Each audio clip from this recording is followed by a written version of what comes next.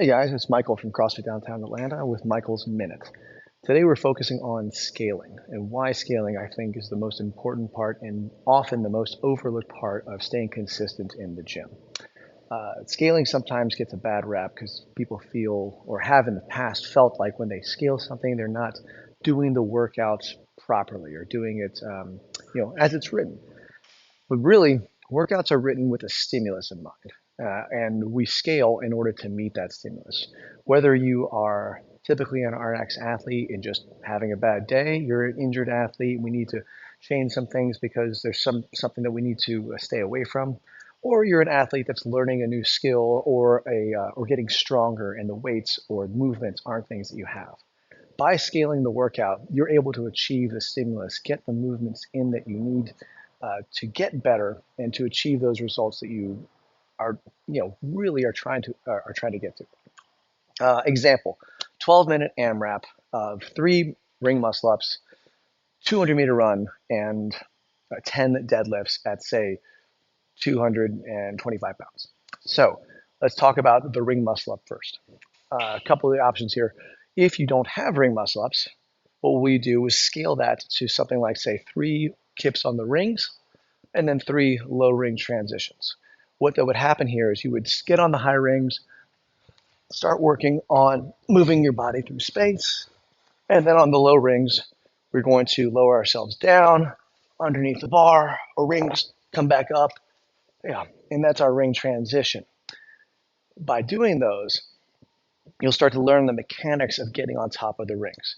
However, there's the other side where you could just stand there, stare at the rings for long if you have 1 or 2 muscle ups, but you just don't have 3 and waste a lot of time. What I recommend instead, let's say you have one ring muscle up, do the 1 and then scale and then do this modification for the other 2. You'll start to practice those movements and then you'll get back to them sooner versus doing this, taking a lot of time to try to get 3 ring muscle ups, then running out the door and coming back and doing your deadlifts. A lot of time has passed where it should have really been maybe less than 30 seconds on the rings versus 2 to 3 minutes. You missed a lot of opportunity to then get back to the rings and practice again. Talk about the deadlift weight. 10 deadlifts at 225, maybe 155 for ladies. That should be an unbroken weight for you.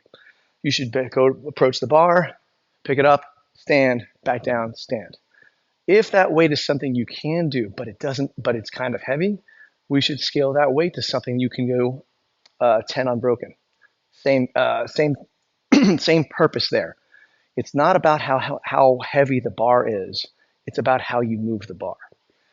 In this same scenario, if you go with a heavier weight and miss the stimulus, again, you're not going to get as much work done throughout the rounds. You'd like to see in a workout like that into the 6th round. For most people, that's about 2 minutes a round, 30 seconds on the rings, maybe about a minute on the run, about 30 seconds on the deadlift.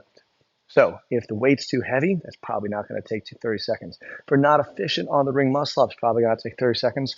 So therefore, our ability to do work decreases.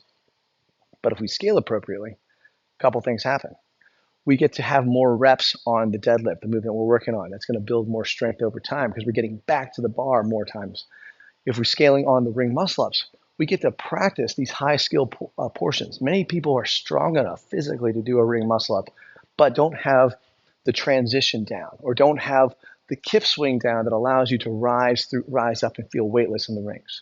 So if we're doing the weightlessness aspect of the kip swing paired with the ring transition, we move through those. Each time we come back, we might have little epiphanies, get better at it and get better at it and get better at it.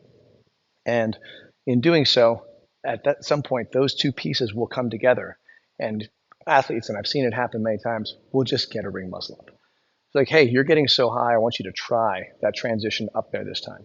And then they're on top of the rings. But that doesn't happen if we just sit here and stare at the rings, hoping we get better at them just by standing here. Anyhow, that's my spiel on scaling. I firmly believe you get fitter moving less than you do staring at more.